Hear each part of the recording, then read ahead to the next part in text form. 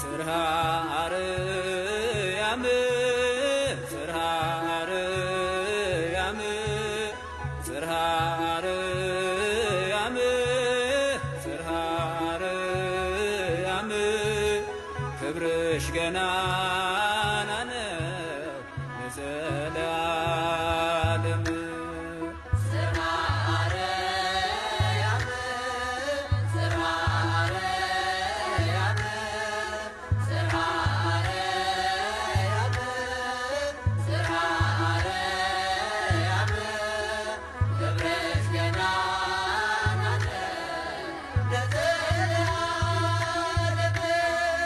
ጽርሐ አርያም ጽርሐ አርያም ጽርሐ አርያም ጽርሐ አርያም ክብርሽ ገናና ነው ለዘለዓለም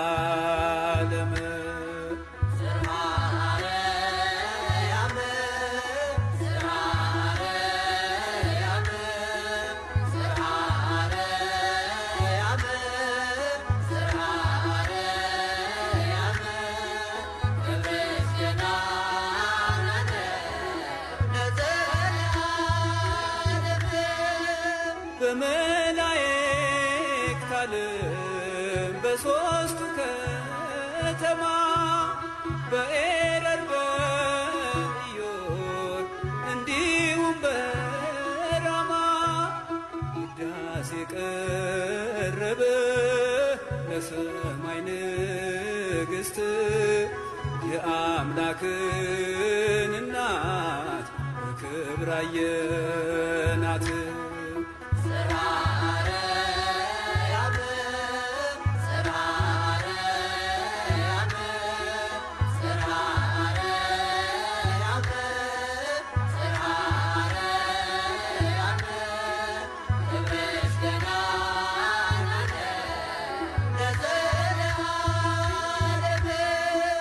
በበረሃ ያሉ ዓለምን የናቁ ውዳሴሽን ደግመው ስምሽን የሰነቁ አንቺን ስንጠራ ጠላት ገለል ይላል ማርያም በግርማሽ ከሳሻችን ያፍራል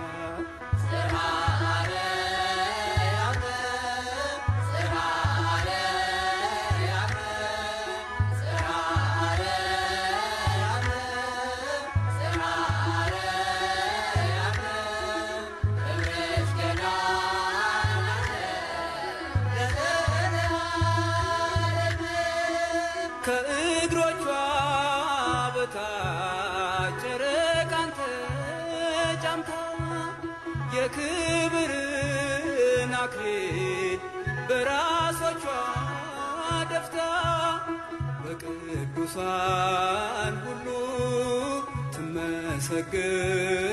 ትመሰገናለች ዓለም የዳነባት ድንግል ማርያም ነች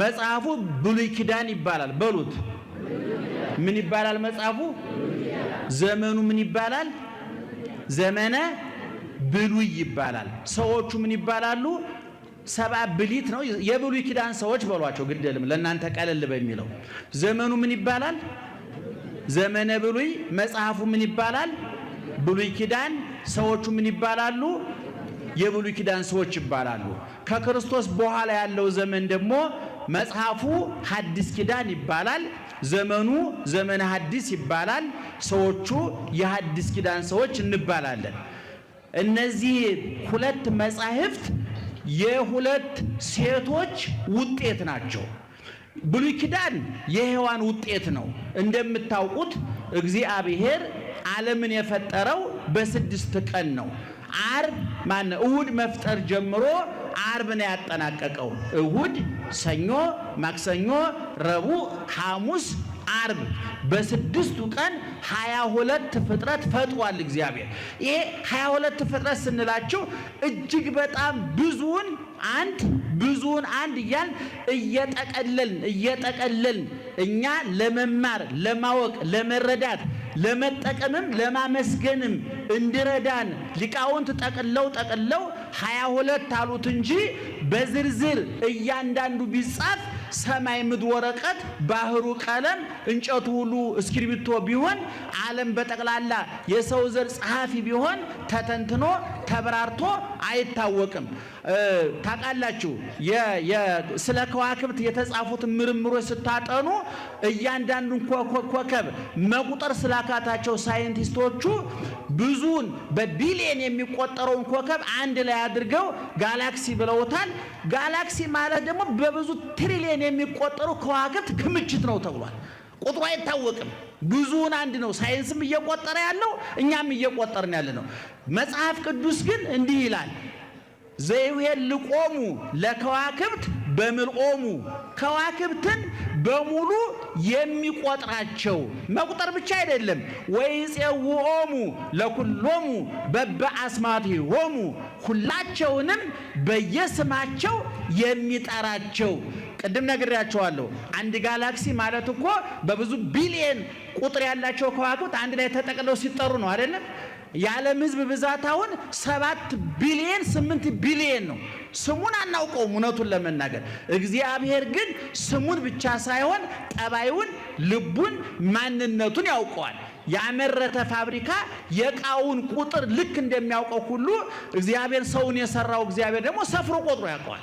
እግዚአብሔር ከዋክብትን በሙሉ መቁጠር ብቻ አይደለም፣ እያንዳንዳቸውን በስማቸው ይጠራቸዋል ይላል ቅዱስ ዳዊት በመዝሙር 146 ላይ እና ከዓርብ ጀምሮ ከእሑድ ጀምሮ እስከ ዓርብ ድረስ ዓለምን በብዙ መንገድ ከፈጠረ በኋላ በሶስት መንገድ ነው የፈጠረው እግዚአብሔር ዓለምን። አንድ በለይኩን ይሁን በማለት ይሁን ለይኩን ብርሃን ይሁን፣ ባህር ምድሪቱ ይሄን ታውጣ፣ ባህሩ ይሄን ታውጣ አውጭ ሲላት በመመሪያ ምድሪቱ አዝሪት፣ አትክልት፣ እጽዋትን እንድታወጣ ባህሩ አዞውን፣ አሳውን፣ ጉማሬውን እንዳወጣ ለይኩኑ ብርሃናት አበይት ውስተ ገጸ ሰማይ ከመ ያብርሁ፣ በሰማይ ላይ ሶስቱ የብርሃን ምንጭ ሆኑት እንዲፈጠሩ ዘይአቢ ብርሃን ከመ ይምግል መዓልተ፣ ታላቁ ብርሃን ፀሐይ ቀኑን እንዲገዛ፣ ወዘይንእስ ብርሃን ከመ ይምልክ ሌሊተ፣ ታናሹ ብርሃን ጨረቃ ሌሊቱን እንዲገዛ፣ ወዘይበዙ ብዙዎቹ ከዋክብት ደግሞ የሰማይ ፈርጥ ጌጥ ውበቱ ነው እንዳበሩ ፈጠረ እግዚአብሔር። ይሄ በትእዛዝ ነው፣ በመናገር ነው። ሁለተኛ በነቢብ ነው፣ በሐሌዮ። አሁን በሐሌዮ ጨለማ እንዴት እንደተፈጠረ፣ መላእክት እንዴት እንደፈጠሩ፣ ነፋስ፣ እሳት፣ ውሃ፣ መሬት እንዴት እንደተፈጠሩ አይታወቅም። በዝምታ የቃና ዘገሊላውን ወይን በዝምታ ከውሃነት ወደ ወይንነት እንደቀየረው ዓለምንም ሲፈጥር በዝምታ የፈጠራቸዋል። በአርምሞ ይባላል። ደህና መሻችሁ? ወጣችሁ እንዴ? አላችሁ አይደል? ማነው ስማንተ? አንተ በለጠ ሰላም ነህ? ስንት ዓመት ነው? አግብተሃል? ወልጃለሁ። እግዚአብሔር ይመስገን። 49 አልከው ማግባትን ተማምነ ነው እንጂ ባታገባ 25 ዓመት ነበር የምትለው። ደህና መሻችሁ? በደንብ ስሙኝ። ምክንያቱም እኔ እንደዚህ የምናሳስቃችሁ አንዳንዱ ሰው እኛ እያስተማረ ቤቱ ሄዶ ቡና የሚያፈላል፣ እሱ ኪዶ ዕቃ የሚደረድራል። ይገርማል። እዚህ ቁጭ ብሎ ሱቁን ከፍቶ ነገ ያ ጫማ ይሸጥ ይሆን ያ ሸሚዝ ይሸጥ ይሆን የሚላል። ወጥረን የምንይዛችሁ ወደ ቤት እንዳትሄዱ ልጓም ለማስገባት ነው። ደህና መሻችሁ? ስለዚህ እግዚአብሔር በሶስት መንገድ ዓለምን ፈጠረ። አንድ በነቢብ በትእዛዝ በመናገር፣ ሁለት በአርምሞ በዝምታ፣ ሶስት የመጨረሻውን ፍጥረት 22ኛውን ፍጥረት ደግሞ ይላሉ አባቶቻችን በገቢር በተግባር ወገብሮ ለእጓለ እመሕያው እመሬተ ምድር፣ የሰው ልጅ ከምድር አፈር አበጀው ይላል። ከምን አበጀው? ከምድር አፈር አበጀው። እንዲያውም ሊቁ ሌሎቹን ፍጥረታት ሲፈጥር እግዚአብሔር መልካም ጥሩ ነው ጥሩ ነው ጥሩ ነው እያለ ካለፈ በኋላ ሰውን ሲፈጥር ዘፍጥረት ምዕራፍ 1 ቁጥር 26 ላይ ወርየ እግዚአብሔር ከመ ጥቀ ሰናይ ሰውን ሲፈጥር እጅግ በጣም ጥሩ እንደሆነ አያለ። በትምህርት ቤት ታውቃላችሁ ጉድ ይባላል፣ ቬሪ ጉድ ይባላል። ቀጥሎስ አቤት ብዙ ጊዜ አቶ በለጠ ምን ነበር የሚያወጡት? ሰው አልተማሩም? ምን ያደርግልዎታል? ደግ አድርገው። ዋናው እግዚአብሔር ሲያስተምር እና አሁን ጥሩ በጣም ጎበዝ ተማሪ የሚባለው ምን የሆነ ነው? በጣም ጥሩ ይባላል። ከዛስ በጣም ጥሩ፣ ከዛስ እጅግ በጣም ጥሩ ይባላል። እጅግ በጣም ጥሩ ይባላል። እግዚአብሔር ይገርማቸዋል። ፀሐዩን፣ ጨረቃውን፣ አዝሪቱን፣ አትክልቱን፣ እጽዋቱን፣ ወርቁን፣ ብሩን፣ አልማዙን፣ ፓፓየውን፣ ብርቱካኑን፣ ጤፉን፣ ስንዴውን፣ ባቄላውን፣ በጉን፣ ፍየሉን፣ አጤን ጠቅላላ የሆዱን ጣጣ ሲፈጥር በጣም ጥሩ ብሎ ለስለስ አድርጎ ነው ያለፈው። እኛን ሲፈጥር ግን ምን አለ? ወርየ እግዚአብሔር ከመ ጥቀ ሰናይ እጅግ በጣም ጥሩ ነው አለ እግዚአብሔር። በእኛ መፈጠር አልተደሰተም? ተደሰተ። በጣም ውብ ፍጥረቶች ነው ምእመናን፣ በጣም ውብ። እኔ ለራሴ በዓለም ላይ አንደኛ ቆንጆ ማን ነው ብላችሁ ብትጠይቁኝ እሸቱ አለማየሁ እኔ ነኝ። ምክንያቱም በውስጤ ደምግባቴ ማን ነው? ክርስቶስ ስለሆነ፣ ውበቴ ክርስቶስ ስለሆነ በእኔ ውስጥ የክርስቶስ ደም አለ፣ ቁስሉ አለ፣ ችንካሩ አለ፣ ፍቅሩ አለ። ያ ቀራኔው የወጣው እጆቹን ዘርግቶ የተቸነከረው በጅራፍ የተገረፈው በጦር የተወጋው ከሰማይ ወርዶ ከድንግል ተወልዶ በበረት ተጥሎ በጨርቅ ተጠቅሎ ተሰዶ ተርቦ ተጠምቶ ተገርፎ ተሰቅሎ ሙቶ ተገንዞ ተቀብሮ ተነስቶ አርጎ ዛሬ በሰማይ በአብ ቀኝ ያለው የኔ ጌታ ኢየሱስ ክርስቶስ በውስጤ ስላለ በዓለም ላይ አንደኛ ቆንጆ ክርስቲያኖች ናቸው። ውቦች እኛ ነን። ምናልባት የውበት መመዘኛው የኮከብ የመሰለ ዓይን፣ በረዶ የመሰለ ጥርስ፣ ዞማ ጸጉር፣ ይሄ የቁንጅና አወዳዳሪው ስጋዊ መመዘኛ ነው። የክርስቶስ መመዘኛ ሁሉን በጊዜው ምን አድርጎ ሰራው? አቤት ውብ አድርጎ ሰራው። ሁሉን በጊዜ ምን አድርጎ ሰራው? ውብ። አንተ ውብ ነህ፣ እኔ ውብ ነኝ፣ ሁላችን ውብ ነን። ይገርማችሁ በማን ዓይን? እናትን ብትጠይቋት እንደ መጨረሻ እንደው መልክ የለውም ብሎ ሌላው ሰው ያገለለውን ልጅ እናቱን ብትጠይቋት በዓለም ላይ አንደኛ ቆንጆ ማን ነው? የእሷ ልጅ ነው። እኛ ደግሞ የማን ልጆች ነን? ወደ ወገኖቹ መጣ፣ ወገኖቹ አልተቀበሉትም። ለተቀበሉት በስሙ ላመኑት ግን የእግዚአብሔር ልጆች ሆኑ ዘንድ ምን ሰጣቸው? ስልጣን ሰጣቸው። አንትሙሰ ሶበ ትጼልዩ ከመዝ በሉ፣ እናንተ ግን ስትጸልዩ እንዲህ ብላችሁ ጸልዩ። ምን እያላችሁ? አቡነ ዘበሰማያት። ምን እያልን እንጸልያለን? አባታችን ጠቅላይ ሚኒስትሩ አይደሉም፣ የአሜሪካው ፕሬዝዳንት አይደለም፣ የቻይናው ፕሬዝዳንት አይደለም። አባታችን ቀራኔው ላይ የነገሰው አሁን በሰማይ ነግሶ ያለው ኢየሱስ ክርስቶስ ነው። እኛ የዚህ የጌቶቹ ጌታ የነገስታቱ ንጉሥ የኢየሱስ ክርስቶስ አልጋ ወራሾች ነን። ደስ አይልም? አልጋ ወራሾች። ስለዚህ እኛ ውቦች ነን። ስለዚህ ሊቃውንት ምን ይላሉ? አዳምን ሲፈጥር እግዚአብሔር ምን ያህል እንዳከበረው ለማሳየት በእጁ ጭቃ ይዞ ታይቷል ይላል። ሌሎቹን በመመሪያ ነው የፈጠራቸው። ቅድም እንዳልኳቸው በሐሌዮ በአርምሞና በነቢብ ነው የፈጠራቸው። ሰውን ሲፈጥረው ግን ቅድም እንዳልኳቸው በገቢር ነው የፈጠረው።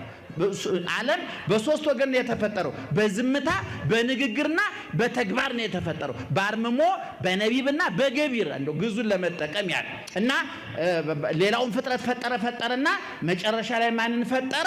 ሰውን ፈጠረ። ያ ሁሉ ፍጥረት ገዢ፣ አስተዳዳሪ ተሾመለት። እግዚአብሔር ፈጣሪ ነው። ምክትል ፈጣሪ ደግሞ ሰው ነው።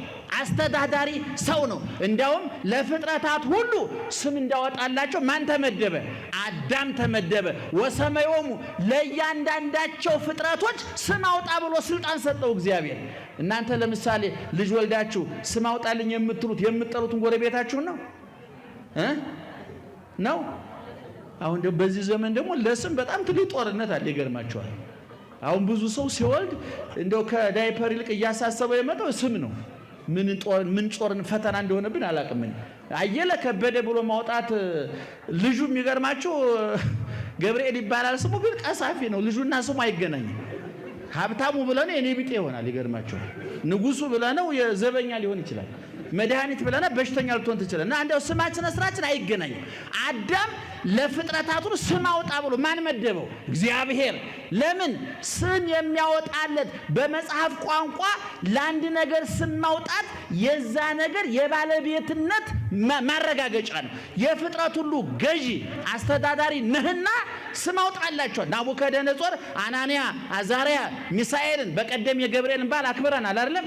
የሶስቱ ወጣቶች ስም ናቡከደነጾር፣ አናንያ፣ አዛርያ፣ ሚሳኤል የነበረው ሲድራቅ፣ ሚሳቅ፣ አብደናጎ፣ ዳንኤል የነበረውን ብልጣሶር ብሎ ስማቸውን ቀየረላቸው። ባለቤታችሁ ገዣችሁ እኔ ነኝ ሲላቸው ነውና የፍጥረታት ገዣ አንተ ነህ ብሎ ስም እንዳወጣ ታዘዘ።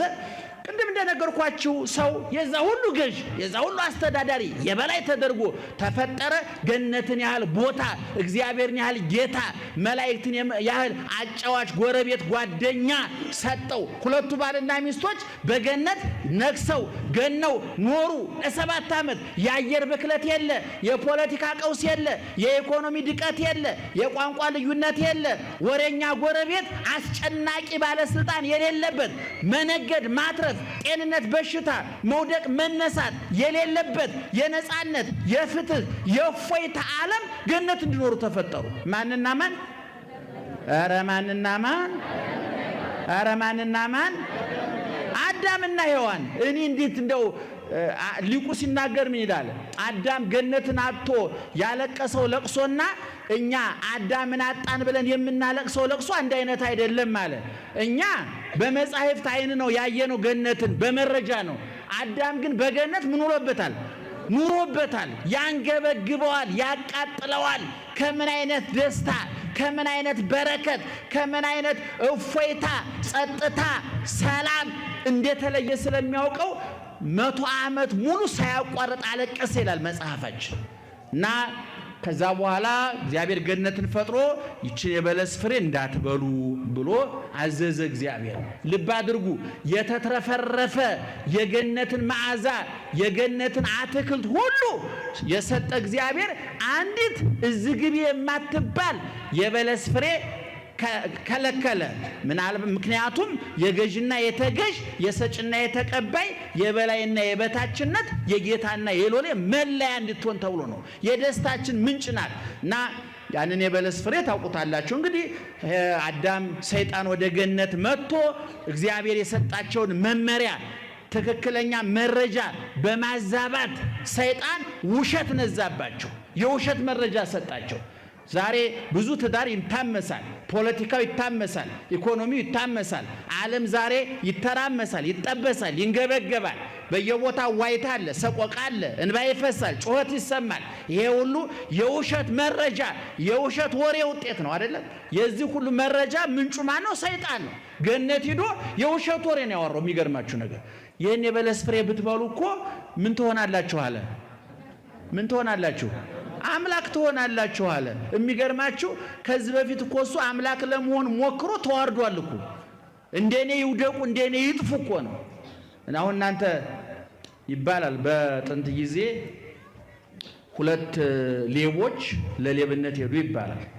እና የገጠር ሰው ወርቁን ብሩን በጥንት ጊዜ ጉድጓድ ውስጥ ነው የሚቀብረውና አንድ ቦታ ሌብነት እንደገቡ እዛ የገቡበት ቤት ለካ ሰዎቹ ዘንዶ አምላኪዎች ናቸው። እና ጉድጓዱ ዘንዶ አለ። እና አንደኛው ሌባ እንዲህ አድርጎ ሊያወጣ ወርቅ ጉድጓዱ ወርቅ ነው መስሎት ዘንዶ እጁን ገንጥሎ እዛው ያስቀርበታል። በኋላ ጓደኛው እንዲያይ በልብስ ውስጥ ይደብቃል እጁን። እንዴት ነው አገኘው ይለዋል። እንደ ወርቁን አፈሸው ወጣው ይለዋል። አያችሁ። ከዛ በኋላ ይሄኛው ምንም ልፈስ ብሎ ሲገባ እጁ ምን ሆነ? ተበላ። በማን መረጃ? እስኪ አሁን እናንተ አንድ የሚያተርፍ ዕቃ አግኝታችሁ ለእናንተ በቂ ወስዳችሁ ቢተርፍ ለጓደኛችሁ ደውላችሁ ትነግሩታላችሁ? ካራንና እኛም አንናገርም። ይገርማችኋል፣ አንናገርም። እኔ መልሼ አንሽጬ ደግሞ ሂጅ አመጣዋለሁ ቢሌላ ቅደዋጣለሁ እንጂ አንናገርም። ክፉዎች ነን። ተመሳሳይ አይዟችሁ። እኛም የኔ ስፒከር ይዤ መቆሜ ነው እንጂ ተመሳሳይ ነን። አይዟችሁ። አሁን ቁጭ ብለን ብናወራ ይገርም እንግባባለን። ምክንያቱም ሁላችን ሌቦች ስለሆን መመካከር እንችላለን። የተለየ ጽድቅ ስለሌለ ሌባ ለሌባ ቢወያይ ችግር የለበትም። እና እና ጉድ እያለ ያኛው ሁለተኛው ሲወጣ ይኸውልህ እኔም ጉምድ እኔም እንዳንተኩኛለሁ። አያችሁ ሰይጣን አዳምና ሔዋን እንዲህ ያደረጋቸው አምላክነትን እሱ ሞክሮ አልተሳካለትም። መፈንቅለ አምላክ ለማድረግ ሞክሮ አልተሳካም። አዳምና ሔዋንም እንደኔው ሞክረው ይውደቁና አብረን እንክሰር አብረን እንጥፋ ብሎ ነው ያደረጋቸው። በዚህን ጊዜ የሚገርማችሁ 7 ዓመት በዛፍ በበለሱ ስር ሔዋን ስትመላለስ ነው የኖረችው። አይተዋለች። ሔዋን ስታየው ነው የኖረችው። የሚገርማችሁ ነገር በኋላ ሰይጣን መረጃ ከሰጣት በኋላ ግን በለሱ ያ ቅጠሉ አማራት፣ አስጎመጃት። እንዲያውም ምራቋን ዋጠች። አንዳንድ ምግብ ታውቃላችሁ አይደል? ምግቡ ሲቀርብላችሁ እርቧችሁ ከሆነ እንደው እንጀራው ሲደረደር ወጡ ሲደረደር ስታዩት ምራቃችን ምን ይላል? ምራቅ እንውጣለን አይደለም? እንደውም ይሄ አንድ ሩሲያው ፈላስፋ ያገኘው እኮ ግኝት አለ። ውሻ ምን ያደርጋል ነው የሚባለው? የሳይኮሎጂ ሰዎች አትነግሩንም? ውሻ ምን ይባላል? ለምሳሌ ሁልጊዜ ደወል ደውላችሁ ስጋ ብትሰጡት ለአንድ ውሻ ያችን ከለመደ በሌላ ቀን ስጋ ሳታመጡ ደወሉን ብትመቱት ውሻው እንትን ያደርጋል። አሁን ያሉት በቃ እሱ እኔ የሰው ቋንቋ አላበላሽም። እኔ ግዝ ቢሆን እንቀደው ነበር እንደ ልባችን። የሰው ቋንቋ እኔ የኬክ ቋንቋ ሳይሆን የቆሎ ቋንቋ ነው የማውቀው እኔ። እና ደህና መሻችሁ እየሰማችሁ ነው? ግን ማርያምን በሉት እግዚአብሔር ይስጥልን። እና ሔዋን ጎመጀች ከመረጃው በኋላ። ልብ አድርጉ፣ ሰይጣን የሰጠ የተዛባ መረጃ ሰው በነገራችን ላይ ምእመናን ታላቁ ሊቅ ዮሐንስ አፈወርቅ እያንዳንዱ ጥፋታችን በዓይናችንና በጆሮአችን የገባው ውጤት ነው ይላል። ስለዚህ ጆሮአችሁን ጠብቁ፣ ዓይናችሁን ጠብቁ። በዓይናችሁ ያያችሁት በጆሮአችሁ የሰማችሁት ነገር ጭንቅላት ውስጥ ገብቶ ጥያቄ ያመጣ። እስኪ ለምሳሌ አንድ ሰው ዝሙት የሚፈጽምበትን አካል ታውቁታላችሁ አይደል? ቤተሰብ አታውቁትም? እገሌ ዝሙት ፈጸመ ሲባል በየትኛው አካል እንደሆነ ታውቃላችሁ አይደል? ግን ሌሎች የስሜት ሕዋሳት አስተዋጽኦ የላቸውም? ለምሳሌ አንተ አንድ ሴት ብትቀጥር በስልክ ነው የምትቀጣት አይደለም? ቁጥሩን የሚያየው ማን ነው? ንገሩኝ። እሺ ቁጥሩን የሚነካው ማን ነው? እሺ መጥራት አለ መጥራት የሚያረጋግጠው ማን ነው? ሲነሳ ተነስቷል ብሎ የሚያነጋግረው ማን ነው? አቤት ምላስ። ቀጠሮ ቦታ ይይዝና ወደ ቀጠሮ ቦታ የሚሄደው ማን ነው? በር የሚከፍተው ማን ነው? አሁን ከስሜት ሕዋሳት የቀራለ አሁን ያኛው አካል መጨረሻ ላይ የፊርማ ጉዳይ ነው።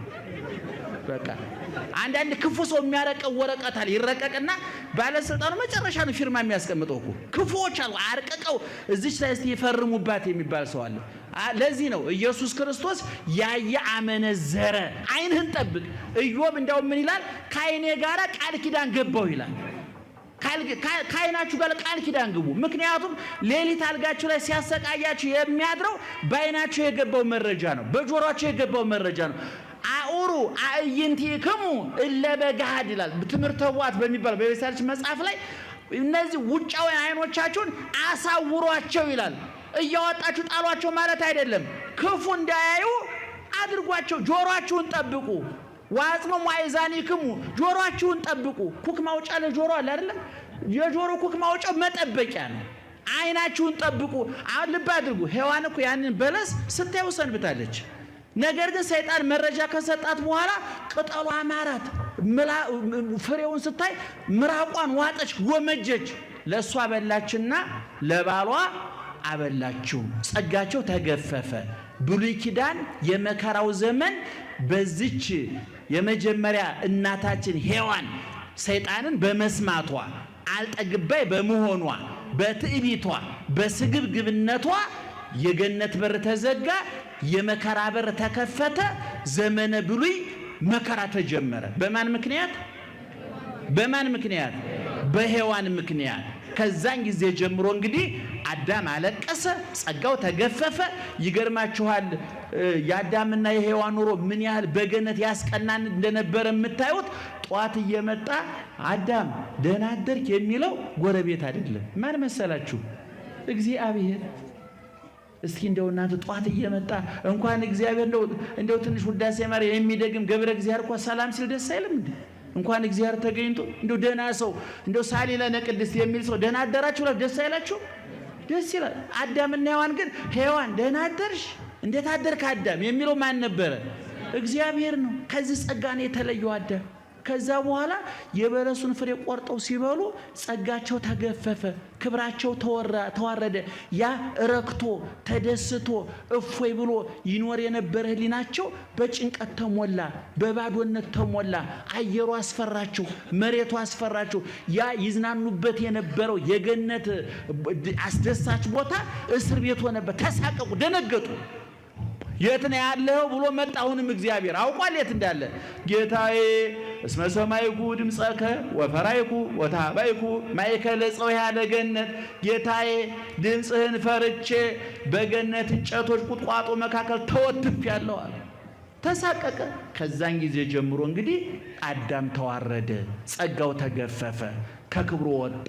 ከእግዚአብሔር ልጅነቱ ተነቀለ፣ ከክህነት ቦታው ከርስቱ ተፈናቀለ፣ ጸጋው ተገፈፈ፣ ጎሰቆለ፣ መከራ ውስጥ ወደቀ። ከዛን ጊዜ ጀምሮ 5500 ዘመን ሲቆጠር መልአኩ ቅዱስ ገብርኤል ወደ ሁለተኛዋ እናታችን መጣ። የትምህርታችን ርዕስ ምንድን ነው? አቶ በለጠ ምንድነው ርዕሱ? ጎሽ አንቺስ ማን ነው ስምሽ? አንቺ ተናገሪ። ወለተ ትንሣኤ። የትምህርቱ ርዕስ ምንድን ነው? ሁለቱ ማንና ማን ናቸው? ሔዋንና ገነት በማን ምክንያት ተዘጋ? አቤት። እሺ ብሉይ ኪዳን በማን ተጀመረ? የመከራው ዘመን በማን ተጀመረ?